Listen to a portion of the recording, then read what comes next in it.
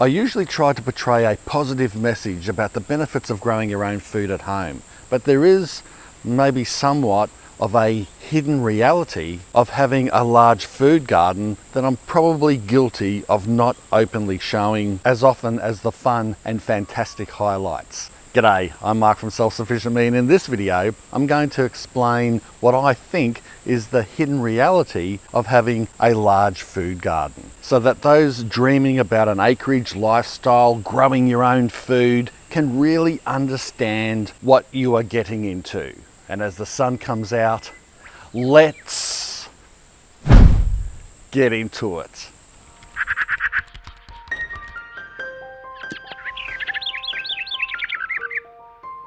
So let me define a large food garden, because you can have a large property that doesn't require as much maintenance as a significantly smaller one. It depends on how you're using it.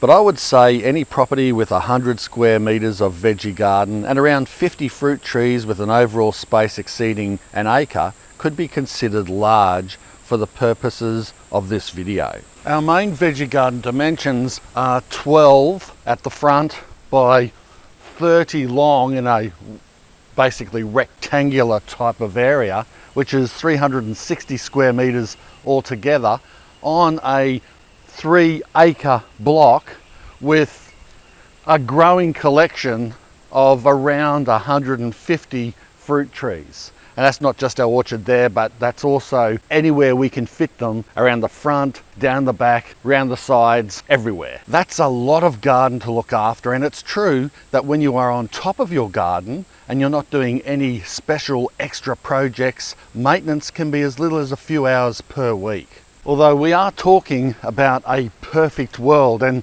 as we all know, things don't always go to plan.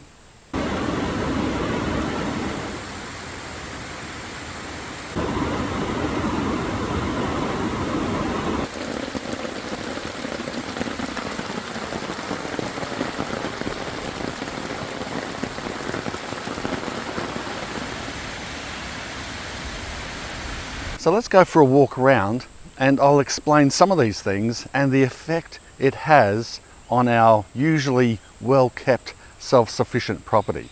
We live in a subtropical climate and it's summer here at the moment.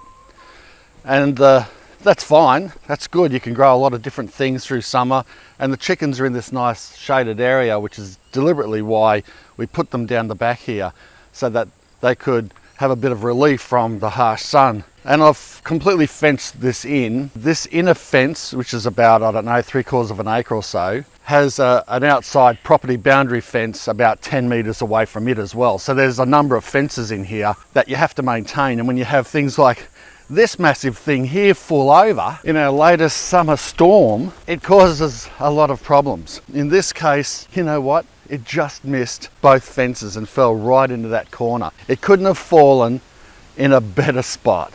I am actually quite amazed, because usually these trees fall over my fences and I have to fix them up, which takes a heck of a lot of time. Now, to cut this fella up, it's going to take me, I don't know, maybe 2 weeks, a month, because I've got to do a whole heap of other things with my life. I just can't be chopping trees up, and this is one heck of a big tree, as you can see. Luckily it missed the composting ring, which would have been a disaster, because if the chickens are in there, jeeps, that would have been squashed chicken. It would have been even worse if it hit that chicken run and hut. Unfortunately, sheds get crushed, fence lines get hit. This wasn't even like a lightning strike or something like that. This is just so much rain that the tree fell over in the wind. The ground is just getting so sodden, and as we go back up to the veggie garden, that's the reason why you see it, or the main reason why you see it in such a mess. This is snake season, so I'm taking my life in my own hands just to prove a point. It's the centre of our veggie garden, and you can see how overgrown it is. I hate it like that. but I just haven't had the time to be able to get it done. Not only that, because of all this extra rain, I just haven't been able to get machinery in here or even want to walk in here. I am profusely sweating now, and it's only 8 in the morning. The humidity is horrendous. So physically, it makes it difficult to try to maintain the patch. Say if you're working full time, you either can't get machinery in, or you can't physically do it yourself, or you don't want to get struck by lightning. What can you do? You've got to just leave it grow and then get back into it later when it's twice or 10 times as hard to do. That's the reality of it. This is our gourd tunnel, and it looks nice and green, but unfortunately most of the plants in here are weeds. These bitter gourds, which come up every summer, I actually try not to grow them anymore. The Asian community would, they hate me saying this, but we just can't get used to eating them, even though they're so prolific. I suppose if we were starving we would be. However, that and a bunch of weeds is all that's growing in there. I actually weeded this about a month ago. Now it needs a whole new re-weeding and pulling out and refurbishment. Also, the garden beds need a good bit of fertiliser and revamping. And it's all because of all that water. But what if it's the reverse? And we've had times like that here, when there's not March fly.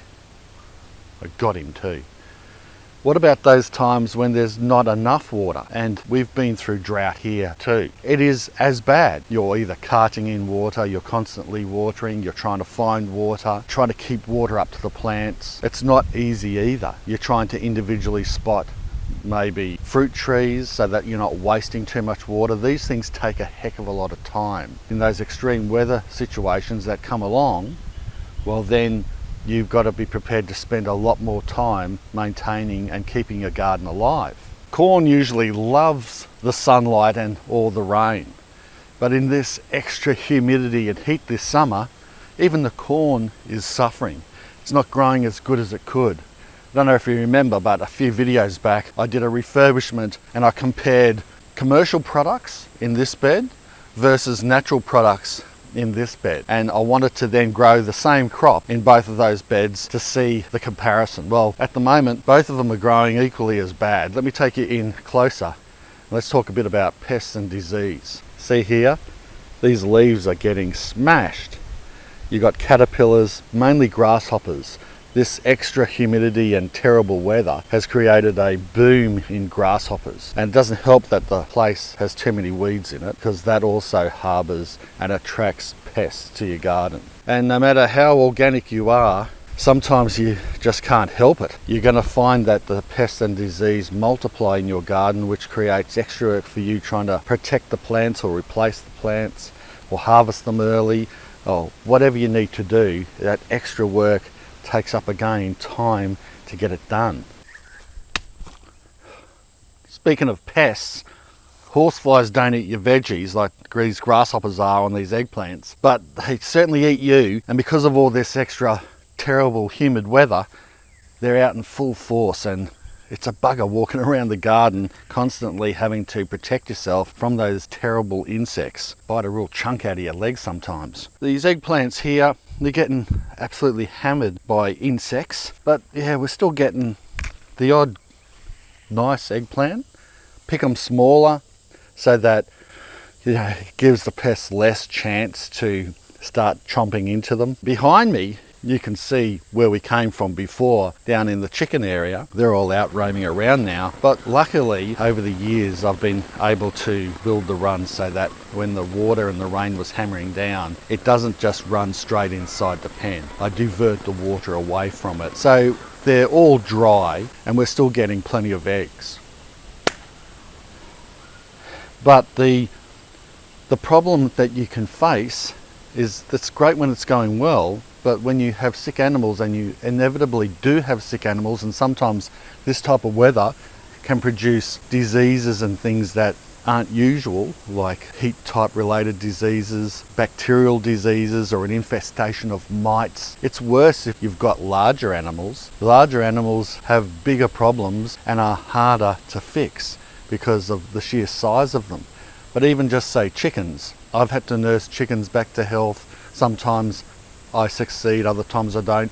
And that takes time out of your day, extra time than you fate for, that you have to deal with these types of problems. So you've got to understand that it's great when it's all going well, but when it goes bad, you're going to have to take a lot more time out of your day to fix a sick animal. And now, talking about sickness, what about yourself?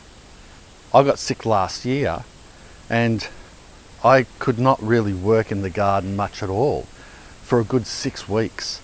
I got one of those really terrible flus and it knocked me around badly. I tried all sorts of remedies and that helped a little bit, I must admit. Remedies from the garden helped to pick me up a little bit, and I'm sure it helped cure it and give me more energy and vitamins and minerals and bumped up my immune system to be able to fight it off. But regardless, I lost my voice. I couldn't do YouTube. I couldn't work in the garden. So what do you do on those times when you are really sick?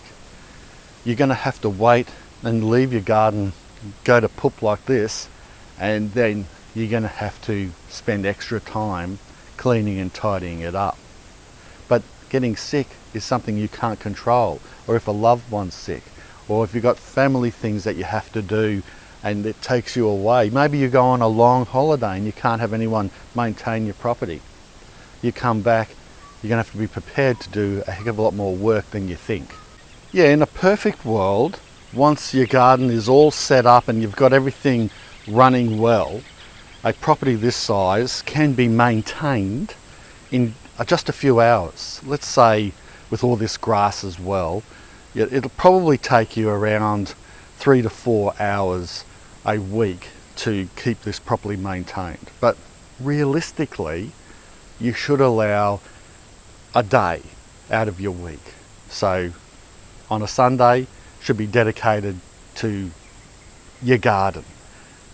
Just your garden. Your lawns included, the maintenance and pulling of weeds, chopping up wood, planting, pruning. Give it at least one whole day. A lot of us spend a lot more than that in the garden, but you could get away with one full day realistically and maintain a really decent lifestyle doing that.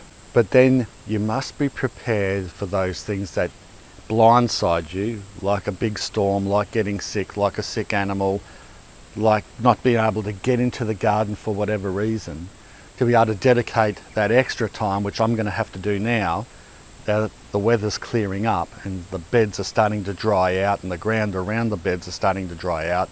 I'm going to have to spend now extra time and dedicate that extra time to get it back to that maintenance level again. At the end of the day, the obvious question is, why do I do it?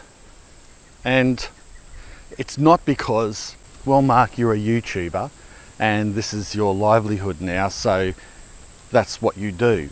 Because I was a food gardener way before I became a YouTuber. In fact, when I was in the regular workforce in the army, I was growing food years before I left the military. And I grew food years before I became a content creator. So it's not that. But yes, it is part of it now. And originally my main motivation was to save money growing our own food. But there are a ton of other reasons why I choose this lifestyle now, and I've gone over those reasons several times in other videos. However, one of those reasons for being a food gardener happens to now be my favourite, and it's linked to the premise of this video, which is all the extra hard work that goes into maintaining a food garden. And that's exactly it. All that hard work, blood, sweat and tears. If we don't exercise, especially as we age, the human body gets weak and our cognitive ability, the way we think and comprehend, declines. In other words, if we don't use it, we lose it. Yes, there is an inevitable slow deterioration in our body and perhaps our mind as we get older, but this can dramatically slow down with exercise. It's the only way, and there's no tablet you can take. I don't believe there is. You might say there's injections and tablets. I don't believe you. Now, when people mention exercise, we immediately picture walking, jogging, gym work, cycling, etc. And that turns some people off exercise altogether because the pain of doing these exercises is intrinsically linked to the gain of a healthier you. You measure the results of your workout by how much weight you have lost or muscle mass you've grown. But here's the kicker. If you garden hardcore, like I do, the return for all your effort is not just a fitter and healthier you, it's also a garden to be proud of that brings you and your family joy, plus food you can rely on when times are tough, or just to eat better tasting and healthier foods. And I know this is coming from someone who has a bit of a pudge.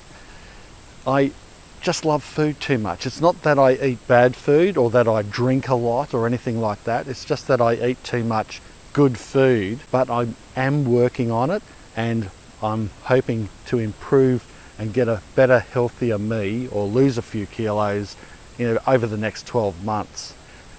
Having said that, for my size and my age, I'm actually fairly healthy. I've got good muscle mass, I feel strong, I have good aerobic capacity, except when I was sick last year, but generally I am quite good at going for a run and those type of things, despite having or carrying a bit of extra weight. And the reason why I think I am fit pretty much is because of all the extra work that I do in the garden. It's the digging, the walking, the lifting, the standing, the pushing, the pulling that gives me the muscle mass and endurance I need to live my best. So the bottom line is, if you're having trouble getting out and doing some regular exercise and doing those regular things to keep fit, well, perhaps you might enjoy getting out into the garden more, or doing an activity such as hiking. Say you really love nature, well, and you hate exercise, but you love going for bushwalks or trekking, well then do that often, and that will maintain your fitness. But in this case, getting out into the garden, you often don't even realize how much work that you do, and you're getting fit at the same time. And the reality of having a large food garden is that you will have to work hard, if that's how you define it, to manage and maintain your property and grow a ton of food. Some gardeners define this lifestyle as hard work, and others think that it's great fun, free exercise with perks. And I think I'm in the latter. Around here the ground still needs to dry out, so in my next video I'm going to show you the before and after of my full veggie garden makeover, and take you through all the summer crops I'm still growing within this subtropical jungle of weeds. Well, I hope you enjoyed this video. It's not usual that I would take you through and show you some of the eyesores around the veggie garden, but I hope this goes a way to explain, the reality of gardening, and especially maintaining a large food property. If you enjoyed the video, give it a big, realistic thumbs up, share it around, and subscribe if you haven't already. Thanks a lot for watching. Bye for now. Cheers.